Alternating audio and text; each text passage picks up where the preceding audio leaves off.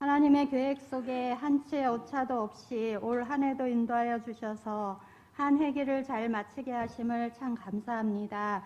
말씀이 육신이 되셔서 이 땅에 오셨던 주님을 기념하는 성탄절을 준비하며 다시 오실 주님을 소망하며 대림절 첫째 주 예배를 올려드리오니 우리의 예배를 기뻐 받아 주옵소서.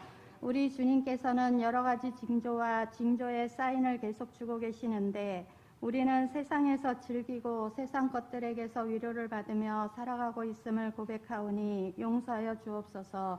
우리 삶의 사용 설명서는 하나님의 말씀인데 어떻게 살아야 하는지 다 기록되어 있는데 사용 설명서도 읽지 않고 내가 주인 되어 잘못 살아가고 있는 것들이 너무 많음을 고백합니다. 용서하여 주옵소서.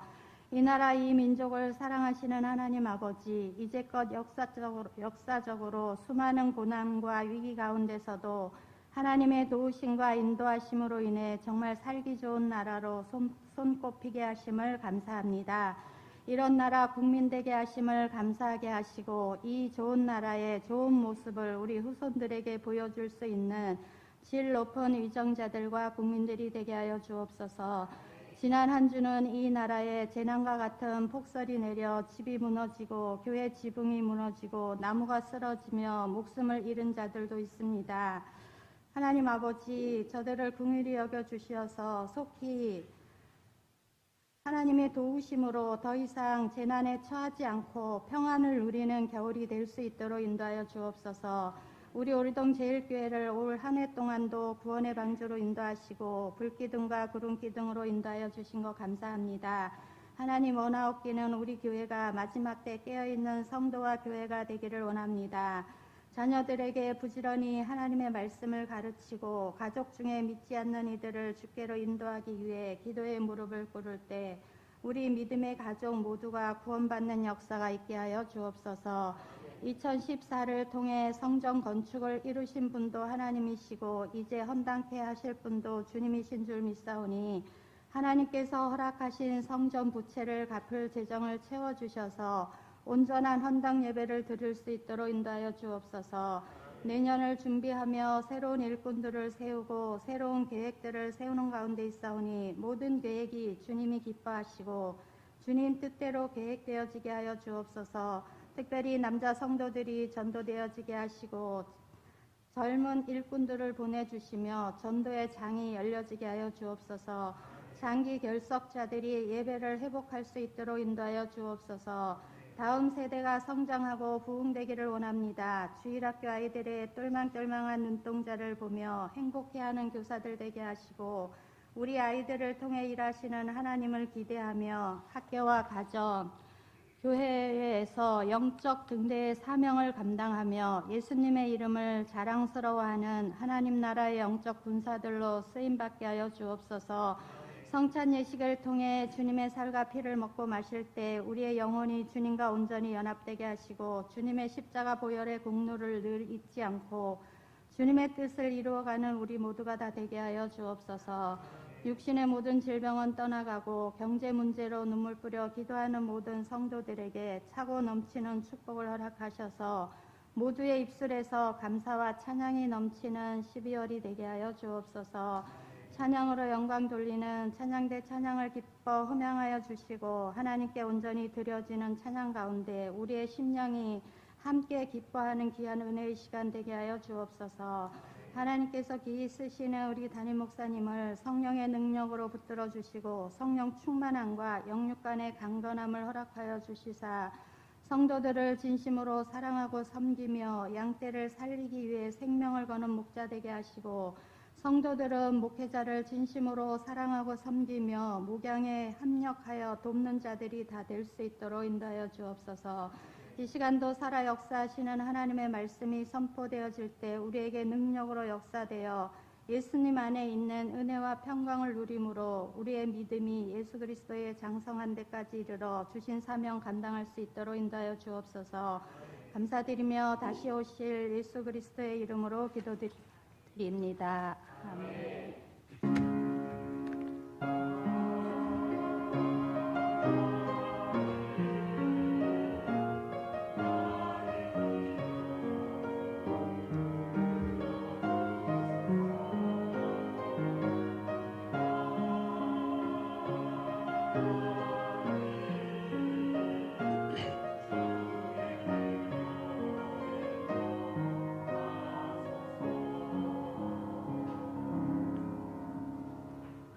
오늘 하나님께서 우리에게 주시는 말씀은 마가복음 13장 28절로 37절까지입니다. 제가 봉독해 올리겠습니다. 무화과 나무의 비유를 배우라. 그 가지가 연하여지고 잎사귀를 내면 여름이 가까운 줄 아나니 이와 같이 너희가 이런 일이 일어나는 것을 보거든 인자가 가까이 곧 문 앞에 이른 줄 알라. 내가 진실로 너희에게 말하노니 이 세대가 지나가기 전에 이 일이 다 일어나리라. 천지는 없어지겠으나 내 말은 없어지지 아니하리라. 그러나 그날과 그때는 아무도 모르나니 하나님의 하늘에 있는 천사들도 아들도 모르고 아버지만 아시느니라. 주의하라. 깨어있으라. 그때가 언제인지 알지 못함이라. 가령 사람이 집을 떠나 타국으로 갈 때에 그 종들에게 권한을 주어 각각 사물을 맡기며 문지기에게 깨어있으라 명함과 같으니 그러므로 깨어있으라. 집주인이 언제 올지 혹 저물 때 일는지 밤중 일는지 다굴 때 일는지 새벽에 일는지 너희가 알지 못함이라. 그가 호련히 와서 너희가 자는 것을 보지 않도록 하라. 깨어있으라. 내가 너희에게 하는 이 말은 모든 사람에게 하는 말이니라 하시니라. 아멘. 오늘 대림절 첫 번째 주일에 하나님 전에 나오신 여러분 모두를 축복합니다. 지난 주일로 교회 회기가 마쳐지고 이 대림절로부터 교회 회기가 시작이 되어지는 것입니다. 그 시작의 첫 주일 함께 예배드린 여러분 모두를 축복하고 싶습니다.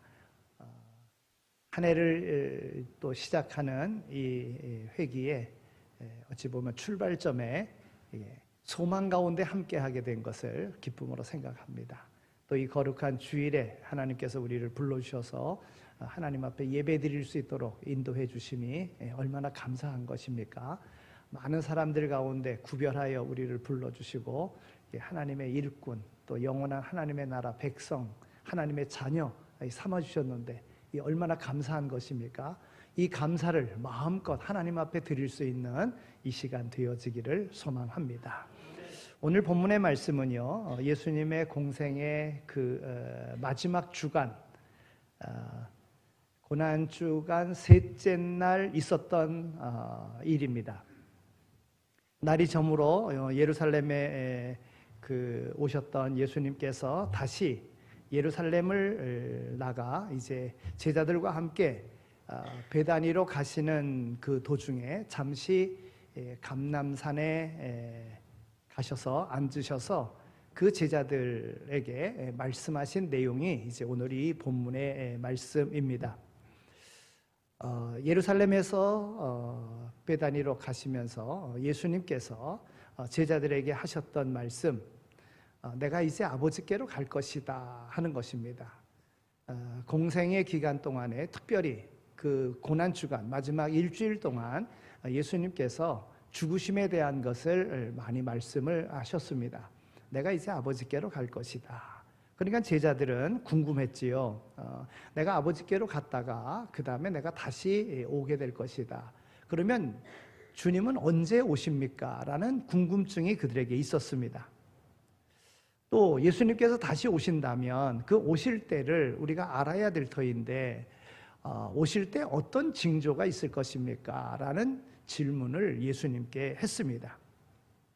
예수님께서는 제자들에게 예수님이 다시 오시기 전에는 어떤 징조가 있을 것인가를 말씀하셨고, 또 예수님이 다시 오실 때에 예수님께서 오시면 어떻게 할 것인가를 말씀을 해 주셨습니다.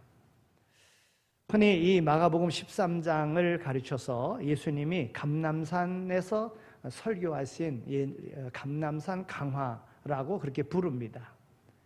이 사건은 예수님께서 제자들에게 말씀하신 이 내용, 마태복음 24장과 25장에 그리고 누가복음 21장에도 역시 수록되어져 있는 그러한 내용의 말씀입니다. 성경에는 예수님의 재림에 관해서 많이 말씀하고 있습니다. 구약의 선지자들도 또는 신약의 선지자들도 예수님의 재림에 대해서 많이 말씀했습니다. 그 가운데 이 감람산 광야의 이 말씀은 예수님 자신이 예수님 입으로 직접 재림에 대해서 말씀하신 내용이니까 이 말씀은 정말 놀라운 아주 귀한 말씀이다 이렇게 볼 수가 있습니다. 오늘 본문은 재림의 징조에 관한 말씀 가운데서도 마지막 부분이다 이렇게 볼 수가 있습니다. 본문에 보면 재림에 대해서 알아야 할 몇 가지를 말씀해 주고 있습니다. 먼저는 재림의 날은 아무도 모르게 임한다고 하는 것입니다. 32절에 있는 말씀을 보면 그러나 그날과 그때는 아무도 모르나니 하늘에 있는 천사들도 아들도 모르고 오직 아버지만 아시느니라 그랬습니다. 주님이 재림하시는 날은 누구도 모르고 아버지 하나님만 아십니다. 심지어는 아들 예수 그리스도도 모릅니다. 재림에 대해서 하나님 아버지의 고난에 두신 것, 아들 예수 그리스도도 모르게 누구도 알지 못하게 하신 것, 이런 사건, 이와 같은 중요한 일을 아버지만 아시고 아들도 모르고 누구도 모르게 하셨다. 그러면 거기에 담겨져 있는 뜻이 무엇이겠는가 하는 것입니다. 여러분, 비밀이라고 하는 것은요, 지켜질 때에 신비감이 더 있는 것입니다. 그런데 많은 사람들이 하나님이 가르쳐 주시지 않은 것을 알려고 하다가 옆길로 빠지는 경우가 있습니다. 정말 사람들은 참 이상합니다. 참 이상한 기질을 가지고 있습니다. 알아야 할 것을 알려고 하지 않고 몰라도 될 것을 알려고 한다는 것입니다. 왜 사람들이 재림하는 날을 알려고 할까요? 아마 오늘 우리의 궁금증이기도 할 것입니다. 왜 주님이 다시 오시는 그 날을 왜 알려고 할까요? 정말 준비하려고 하는 걸까요? 그렇지 않은 것을 우리는 너무나도 잘 압니다. 열심히 놀다가 주님 오실 때에 정신 차리고 대비하고 있겠다고 하는 그런 생각이지요. 어찌 보면 이것은 인간의 죄악성이다 말할 수도 있어요. 어떻게 보면 인간의 악한 면이다 그렇게 말할 수가 있습니다. 그러면 왜 하나님께서는 그날과 그 시를 알려주려고 하지 않으셨을까? 왜 알려주시지 않은 것입니까? 평소에 준비하는 자의 삶을 가지고 살라고 하는 것입니다. 재림은 특정한 날 잡아서 준비하는 게 아니라 평소에 준비해야 된다 하는 겁니다. 그런데 미리 알려주면 사람들이 마음대로 살지 않겠습니까? 자기 마음대로 살다가 그때 가서 바르게 살겠다고 돌아오는. 우리가 복음을 전하다 보면 어떤 사람들이 나는 나중에 믿겠다고 그럽니다. 그리고 또 나름대로 성경은 알아가지고요, 마음대로 살다가 그 예수님 십자가 옆에 달렸던 죄인과 같이 그때 주님 나라 이르를 때 나도 기억해 주세요 하고 그때 회개하면 그때 천국 가는 거 아니냐, 이렇게 이야기하는 사람들이 있습니다. 여러분, 하나님께서 그날과 주님께서 그날과 그 시를 알려주신다면 사람들은 자기 마음대로 산다는 거예요. 그리고 마음대로 살다가 그때가 돼서 돌이키려고 한다는 것이지요. 그런데 어디 죽음이라는 게 그렇습니까? 내가 원하는 때에 내가 죽을 수 있습니까? 어디 죽음이라는 것이 어디 내 생각대로 되어집니까? 어느 날 갑자기 어떻게 올지 모른다는 거지요. 그러니까 하나님께서는 오늘 우리를 사랑하셔서 그 때와 그 시를 알려주시지 않은 것은 오늘 우리로 준비하고 살라고 하신 그러한 뜻이 담겨져 있는 것입니다. 매일매일을 주님 말씀 가운데 살아가는 것입니다. 하나님의 말씀에 따라서 정결하게 살려고 힘쓰고 애쓰는 것입니다. 이 땅에 살면서 세상에 매이지 않고 하나님의 나라를 바라보며 하나님의 말씀대로 살기를 힘쓰라 하는 것입니다. 우리는 매일매일 어떻게 살아갑니까? 지금이라도 주님이 오신다면 부끄럽지 않게 주님 앞에 설 수 있습니까? 바로 그때와 그 시를 알려주시 않은 것은 오늘 우리로 하여금 언제 주님이 오실지 모르지만 준비하고 살라고 하는 그러한 뜻이 담겨져 있는 것입니다. 33절에 있는 말씀을 보면 주의하라 깨어있으라 그때가 언제인지 알지 못함이니라 그랬어요. 본문을 보면 우리가 깨어있어야 할 이유를 말씀해 주고 있습니다. 언제 재림할지 모르기 때문에 깨어있어야 한다는 것입니다. 주님께서 깨어있으라 명령했기에 깨어있어야 한다는 것입니다. 주님이 오셨을 때 우리의 깨어있는 모습을 보기를 원하시기에 오늘 우리에게 깨어있으라고 말씀하고 있는 것입니다. 주님이 믿는 사람들에게 정말 믿는 사람으로서 믿음의 삶의 모습을 보기를 주님께서는 원하셨기에 깨어있으라고 말씀하신 것입니다. 주님께서 그러면 보기 싫어하는 모습은 어떤 모습이겠습니까? 게으른 모습, 불충한 모습, 주님께서 보기 싫어하는 모습인 거예요. 그러니까 주님께서 깨어있으라 말씀하시는 것입니다. 어떤 모습으로요? 오늘 34절에 있는 말씀을 보면 가령 사람이 집을 떠나 타국에 갈 때에 그 종들에게 고난을 주어 각각 사물을 맡기며 문지기에게 깨어있으라 명함과 같으니 그랬어요. 그러니까 문지기와 같이 깨어있는 신앙을 가지고 있으라 하는 그런 말씀인 겁니다. 34절은 오늘 본문 전체의 중심이 되는 그런 말씀입니다. 그 중에서 특히 문지기에게 깨어있으라 명했다고 하는 이 말씀은 가장 중요한 말씀입니다. 왜냐하면 34절 전후로 해서 깨어있으라고 하는 단어가 반복적으로 나오고 있기 때문에 그렇습니다. 33절에 있는 말씀을 보면은요, 주의하라, 깨어있으라, 서론적으로 깨어있음을 말씀하고 있고요. 그리고 34절에서 문지기에게 주님이 직접 명령하십니다. 깨어있으라. 그리고 35절에 가서 결론적으로 이렇게 말씀하십니다. 그러므로 깨어있으라. 36절에서도요, 직접적으로 깨어있으라고 하는 이 말은 없지만 내용을 보면 깨어있으라고 하는 말과 같습니다. 그가 호련히 와서 너희의 자는 것을 보지 않도록 하라. 역시 깨어있으라고 하는 말입니다. 여러분, 자는 거의 반대가 깨어있는 것 아니겠습니까? 그러니까 역시 36절에서도 깨어있으라는 거예요. 다시 37절에서도요, 다시 한번 강조합니다. 깨어있으라 말씀하고 있습니다. 그러니까 본문의 구조로 보면 34절을 중심으로 해서 구성되어 있고 그 중에서도 깨어있으라고 하는 이 단어를 집중적으로 부각시키고 있다는 것입니다. 왜 이렇게 한 단어를 집중적으로 드러내고 있는 것입니까? 그것은 그만큼 중요하기 때문에 그렇습니다. 말세이는 문지기 같은 신앙이 필요하다고 하는 것입니다. 여러분, 문지기는 문을 지키는 사람입니다. 문지기가 졸면, 사명을 소홀히 하면 그 성 안에 있는 사람들은 해를 입을 수가 있는 것입니다. 여러분, 문지기가 하는 일이 무엇입니까? 문으로 들어오는 것을 조사하고 막는 것, 또 막고 들어오는 정말 잘못된 이들이 들어오는 것을 막가 줌으로 인해서 성 안에 있는 사람들이 해를 입지 않도록 해주는 것, 이것이 문지기의 사명인 것입니다. 여러분, 아무 것이나 다 들어보내면은요, 분별력이 없이 다 들어보내면은요, 그 성 안에 어떤 문제가 생길는지 모르는 것입니다. 그렇다면 우리 영혼에 들어오는 것들 중에 막아야 할 것이 무엇이겠습니까?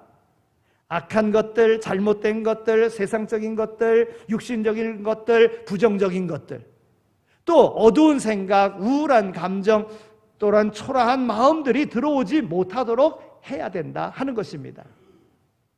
이런 것들이 한번 오늘 우리 안에 들어오면 깊은 침체와 열등감과 신앙의 회유와 믿음의 상실과 열정이 죽게 되는 것입니다. 사람이 싫어지는 현상이 나타나게 되는 거예요. 기도의 문이 막히게 되어지는 거예요. 육신적인 생각이 오늘 우리를 지배하게 되는 거예요. 그러면 하나님에게로부터 멀어지는 것입니다. 오늘 우리의 마음의 문을 잘 지키는 이러한 신앙인이 되어야 된다는 거예요. 사람의 마음의 문 앞에는 꼭 두 가지의 생각이 같이 왔다 갔다 한다는 것입니다. 서로 반대되는 생각들입니다. 좋은 생각과 나쁜 생각, 밝은 생각과 어두운 생각, 긍정적인 생각과 부정적인 생각이 항상 오늘 우리의 마음의 문 앞에서 늘 왕래한다는 것입니다. 바울 사도도요, 이런 것을 경험했습니다. 그래서 그는 말합니다. 자기 안에 선을 행하려고 하면 생각할수록 악한 생각에 매이게 된다는 것이지요. 그런데 성령 충만하지 않을 때 악한 생각이 이겨서 어쩔 수 없이 죄를 짓게 만든다는 것입니다. 이렇게 두 마음이 서로 싸운다는 것입니다. 이런 생각들이 마음문 앞에 왔다 갔다 할 때 어떤 생각에 마음의 문을 열어주느냐에 따라서 결과가 달라진다는 것이지요. 신앙 상태가 달라지는 것입니다. 여러분, 우리가 성경 일독하기로 했어요. 아마 벌써 일독하신 분이 있으리라 생각합니다. 아직 한 달이나 남았는데도. 그러면 하루하루 읽어가야 될 분량이 있습니다. 근데 그날 너무나도 피곤하게 일을 했어요. 그래서 좀 읽기가, 시간을 내서 읽기가 좀 버겁습니다. 힘듭니다. 마음에 어떤 생각이 옵니까? 야, 오늘은 정말 피곤한데 내일부터 읽자, 이런 생각을 갖습니다. 오늘 분량도 내일 읽으면 되잖아, 이런 생각이 듭니다.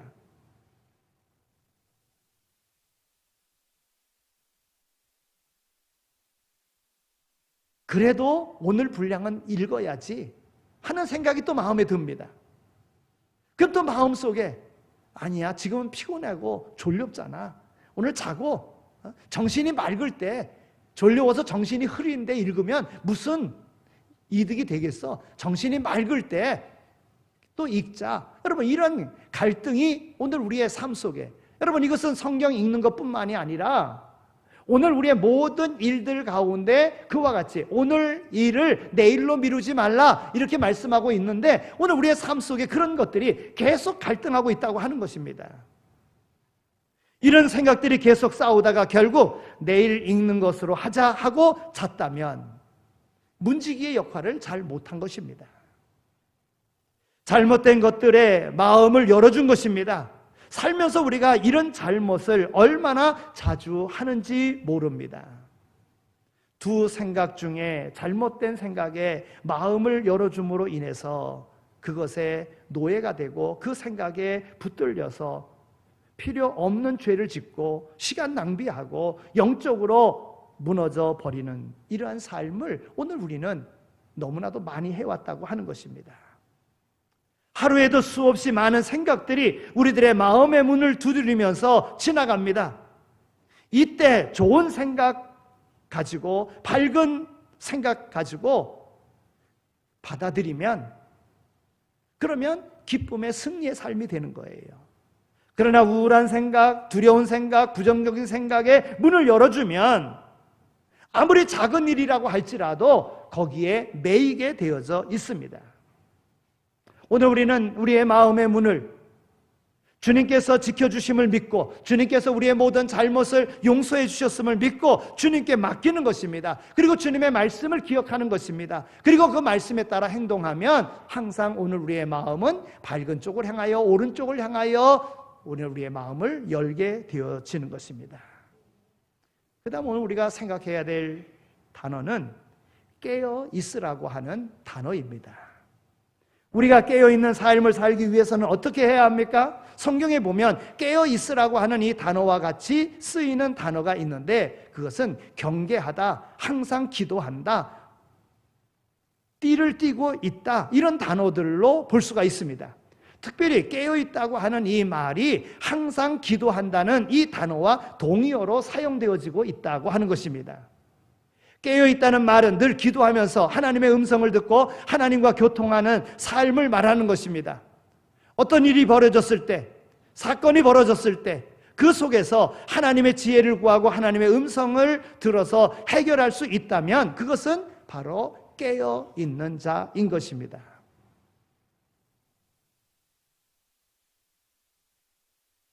여기 깨어있다고 하는 이 말은요, 늘 순간순간 하나님과 교통하고 상황들 속에서, 사건들 속에서 하나님의 말씀대로 순종하는 것을 말하는 것입니다.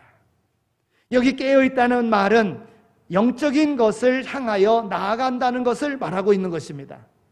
여기 깨어있다고 하는 이 말은 날마다 삶에 충실한다는 것을 말해주고 있습니다. 예수님이 이 땅에 처음으로 오실 때 알아본 사람들은요, 자기 부르심의 현장에서 충성을 다했던 사람들입니다. 밤 늦도록 양을 치고 있던 목자들에게 주님의 탄생을 알려줬습니다. 별을 연구하는 동방 박사들에게 아기 예수의 탄생을 알려줬습니다. 성전을 떠나지 아니하고 기도하면서 주님의 때를 기다렸던 시므온과 안나가 바로 주님의 탄생을 목도할 수가 있었던 것입니다. 그렇습니다. 주어진 삶에 충성하는 사람들이 주님의 재림을 맞이하게 될 것입니다. 오늘 우리에게 주어진 일에 충성하는 사람이 주님 오실 때에 당당하게 주님을 맞이할 수 있게 된다는 것입니다. 여기 깨어있다고 하는 이 말은 하나님이 부르시면 즉시 응답할 준비가 되어 있다고 하는 뜻입니다. 깨어있는 사람들은 하나님의 마음을 압니다. 하나님의 필요를 봅니다. 그래서 준비하고 있다가 하나님이 부르실 때에 즉시 응답하는 것입니다. 깨어있는 사람들을 보면 하나님의 마음을 알고 하나님의 기쁨이 됩니다. 그런데 어리석은 사람들을 보면 하나님과 반대되는 방향으로 나가게 되는 것을 봅니다. 자기는 나름대로 하나님을 위해 한다고 하는데 하나님의 마음을 모르고 하니까 반대로만 하고 늘 답답한 일만 하고 문제만 일으킵니다. 지금 이 시대를 향하여 하나님의 마음을 읽을 줄 아는 사람들이 되시기를 바랍니다. 여기 깨어있다고 하는 말은 심판의 날이 반드시 온다는 사실을 인식하고 구별된 삶을 사는 것을 말합니다. 여러분, 사람들이 왜 방종하는 것입니까? 닥치는 대로, 감정대로, 하고 싶은 대로, 기분대로 왜 사람들이 그렇게 사는 것입니까? 심판의 날이 온다는 것을 모르기 때문에 그런 것입니다. 주어진 시간을 어떻게, 무엇을 위해 사용해야 할지, 건강을 어떻게 사용해야 할지, 물질을, 재능을 어떻게 사용할지에 대해서 하나님 앞에서 계산하는 날이 온다는 것을 모르기 때문에 자기 마음대로, 자기 판단대로, 자기 생각대로, 몸이 원하는 대로 그렇게 살아가고 있는 것입니다. 그러나 오늘 우리는 그렇게 살지 못합니다. 절제하며 삽니다. 참으며 삽니다. 규모 있게 삽니다. 주님 앞에 서는 날, 계산할 것을 알기 때문에 오늘 우리는 그렇게 사는 것입니다. 주님 맞을 준비를 하는 사람은 막무가내로 살 수 없습니다. 거룩한 성전된 자기 육체를 더럽힐 수 없습니다. 깨끗하게 준비하는 것입니다. 순결한 신부처럼 말입니다. 모든 것을 그날에 주님께 드리기 위해서 말입니다. 주님을 만날 날을 기다리면서 그렇게 사는 것입니다. 오늘 말씀을 통해서 주님의 재림을 준비하는 사람들의 유형들이 크게 세 가지가 있음을 깨닫습니다. 오늘 말씀드리고자 하는 그 세 가지 주님의 재림을 기다리는 사람 중에 두 가지는 잘못된 생각을 가지고 사는 사람이고 한 가지는 바른 방법을 가지고 살아가는 사람입니다. 먼저 누가복음 17장 26절에서 27절까지에 있는 말씀을 보면 노아의 때에 된 것과 같이 인자의 때에도 그러하리라. 노아가 방주에 들어가던 날까지 사람들이 먹고 마시고 사고 팔고 심고 집을 짓더니 롯이 소돔에서 나가던 날에 하늘에서 불과 유황이 비오듯 하여 저희를 멸하였느니라 그랬어요. 여러분, 마지막 때에 잘못 살아가는 사람들, 노아의 비유로, 롯의 비유로 말씀해 주고 있는 것입니다. 이 사람들은 현세 중심의 삶을 삽니다. 오직 그들의 관심은 먹고 마시고 사고 팔고 심고 집을 짓는 데 있습니다. 이들은 현실에만 지나치게 몰두함으로 심판의 날을 대비하지 못합니다. 그러다가 하늘에서 불과 유황이 비오듯 내림으로 멸망하고 많은 자들인 것입니다. 우리는 이 땅에 살지만 하늘나라를 바라보며 살아야 합니다. 현실을 우리가 살지만 영혼을 준비하며 살아야 합니다. 이 땅에서의 삶은 영원한 것이 아닙니다. 그러나 이 땅에 살지만 영혼을 준비하며 사는 자가 되어야 된다 하는 것입니다. 두 번째는요, 데살로니가 교인들입니다. 데살로니가 후서 2장 1절에서 2절에 있는 말씀을 보면, 형제들아, 우리가 너희에게 구하는 것은 우리 주 예수 그리스도의 강림하심과 우리가 그 앞에 모임에 관하여 혹 영으로나 혹은 말로나 혹 우리에게서 받았다는 편지로나 주의 날이 이르렀다고 동심하거나 두려워하거나 하지 아니할 것이니라 그랬어요. 여러분, 여기 데살로니가 교인들은요, 너무 미래에 대한 것을 너무 중요시했습니다. 그래서 현실의 삶을 무관심했습니다. 현실의 삶에 무관심했어요. 그러니까 신비적인 그런 모습으로 살아가는 자들이죠. 그냥 종말론적인 것으로 살아가는 사람들입니다. 주님이 곧 오시는데 우리의 현실에 충실하는 것 무슨 의미가 있느냐?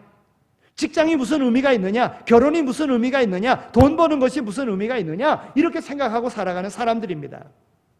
모든 것을 다 제쳐놓고 주님의 재림만 기다립니다. 그러니 현실의 삶이 엉망인 것이지요. 일하지 않고 일만 만들어냅니다. 날마다 전부 교회에 모여서 있기만 합니다. 이런 사람들 때문에 다른 사람들의 신앙생활도 제대로 못하게 만듭니다. 그래서 바울 사도는 이렇게 말합니다. 일하기 싫거든 먹지도 말라 말하는 거예요. 여러분, 주님의 날만 기다리면서 현재에 있는 삶을 무시한다는 것, 이건 잘못된 신앙입니다. 분명히 주님 다시 오십니다. 그러나 말씀드린 대로 오늘 내게 주어진 삶에 충실하는 자가 그날을 맞이한다는 것입니다. 너무 주님의 날만 생각하고 현재의 일을 다 포기하거나 없이 해서는 안 된다고 하는 것입니다. 현실에 충실한 자가 주님의 재림을 기쁨으로 맞이할 수 있게 되는 거죠. 세 번째는요, 계시록 2장 8절에서 11절에 있는 말씀인데요, 아주 좋은 모델입니다. 서머나 교회의 모델입니다. 이들은 현실의 삶에 죽도록 충성하면서 장차 오실 주님을 기다렸습니다. 주님의 재림을 준비하는 가장 좋은 방법은 주님께서 주신 자리에서 충성되이 맡겨진 사명을 잘 감당하며 환난 중에도 참고 견디며 사는 것입니다. 지금 여기서 충성하면서 다가올 주님을 생각하며 깨끗한 삶을 사는 것이 가장 성경적이고 정상적인 삶이라고 하는 것입니다. 어떻습니까? 준비되어 있으십니까? 주님이 지금 오신다면 부끄럽지 않게 주님을 맞을 자신이 있습니까? 직분과 은사에 충성하고 있습니까? 부르심의 사명을 잘 감당하고 있습니까? 다른 사람들과의 관계는 좋습니까? 복음을 꼭 전해야 할 사람에게 전하고 있습니까? 아직도 미루고 있지는 않습니까? 혹시 후회되는 것, 걸리는 것, 아쉬운 것은 없습니까? 오늘 우리는 문지기의 신앙이 필요합니다. 내가 무엇을 선택할 것인가? 내가 어떤 방향으로 할 것인가? 오늘 우리가 문지기로서 깨어 있어야 된다 하는 것입니다. 우리의 마음을 두드리시는 수많은 생각들로부터 늘 깨어있고 분별력 있는 선택을 하여야지만이 된다는 거예요. 현실에 맞게끔이 아니라 자기의 생각대로가 아니라 하나님의 말씀에 따라 선택할 수 있어야 된다고 하는 것입니다. 그리고 깨어 있어야 됩니다. 잠자고 있으면 아무것도 모릅니다. 제가 목격했던 것, 차를 타고 가는데 오래전 일이죠. 아주 예쁜 여자, 아주 정말 잘 갖춰 입었어요. 예쁜 여자가요, 갑자기 차에 푹 떨어졌어요. 의자에서. 왜 떨어졌게요? 졸다가 떨어졌어요. 여러분, 아주 예쁜 여자입니다. 아주 잘 갖춰 입었어요. 여러분, 졸면 아무것도 모릅니다. 그러니까 깨어 있어야 된다는 거예요. 우리가 영적으로 깨어 있어야 된다는 거예요.